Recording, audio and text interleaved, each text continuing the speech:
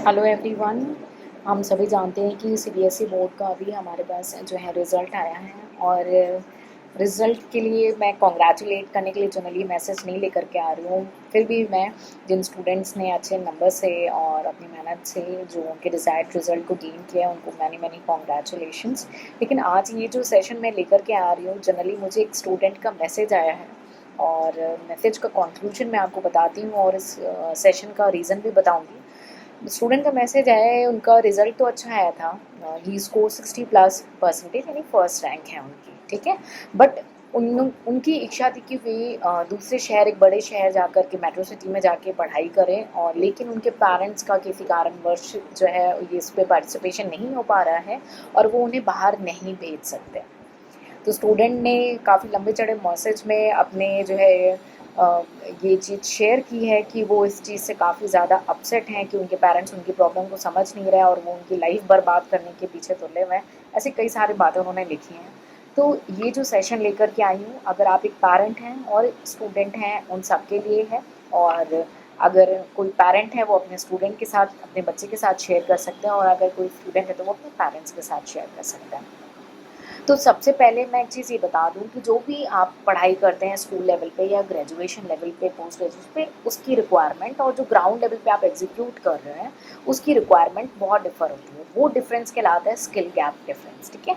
तो अगर आप कॉमर्स बैकग्राउंड के, तो हमारी ऐसी कोशिश है कि आपकी स्किल पे हम कम्प्लीटली वर्क करते हैं, हमारी कोशिश है। और ये फ्री है, आप सेशंस देख सकते हैं, कई सारे सेशंस ऑलरेडी अवेलेबल हैं जहाँ पे केवल देखिए बुक के अलावा, नॉलेज के अलावा आपको इथिकल, आपको मार्केटिंग स्ट्रैटेजी, आपको बिजनेस कैसे है, वो सारी चीज़ें with in between the sessions हम उसे डिस्कस करते हैं ताकि आपको ग्राउंड लेवल के लिए प्रिपेयर किया जाए, ठीक है।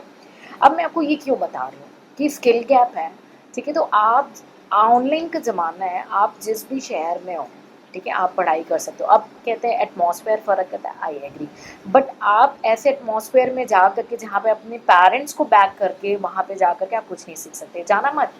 मैं आपके फेवर की भी बात बोलूँगी कि पेरेंट्स को और स्टूडेंट्स को, दोनों को एक दूसरे से बात करनी चाहिए और जो बेस्ट पॉसिबल सॉल्यूशन हो वो मिल के निकालना चाहिए, ठीक है। हर एक सिचुएशन, हर एक स्टूडेंट, हर एक पेरेंट की सिचुएशन डिफरेंट होती है, उनके जो क्राइटेरियाज हैं डिफरेंट हो सकते हैं। तो स्टूडेंट कभी ये नहीं बोल सकता कि भाई मेरा दोस्त गया तो मैं जा रहा हूँ, या उसके पापा ने भेजा तो मैं भी आपको भी भेजना चाहिए, ऐसा नहीं है। सबका अलग सिनेरियो रहता है, आपको कम्युनिकेट करना है। द बेस्ट सॉल्यूशन इज़ आप आपस में बात करेंगे, आप सॉल्यूशंस पे वर्क करेंगे, ठीक है। क्योंकि उस स्टूडेंट ने जो बात मेरे साथ शेयर करी थी, उसने ये बताया था कि मेरे फादर मेरे को बोल रहे कि आप मेरे बिजनेस में इन्वॉल्व हो जाना, ग्रेजुएशन कर लो और यहाँ पे काम करना। वो क्या है कि मुझे उनका साथ नहीं करना बिजनेस में, अपना काम।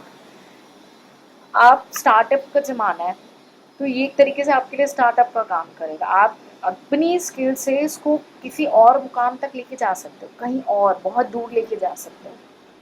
और अगर आप इस बिजनेस को ही नहीं करना चाहते हो, आप कुछ और करना चाहते हो, तो आप कम्युनिकेट करो।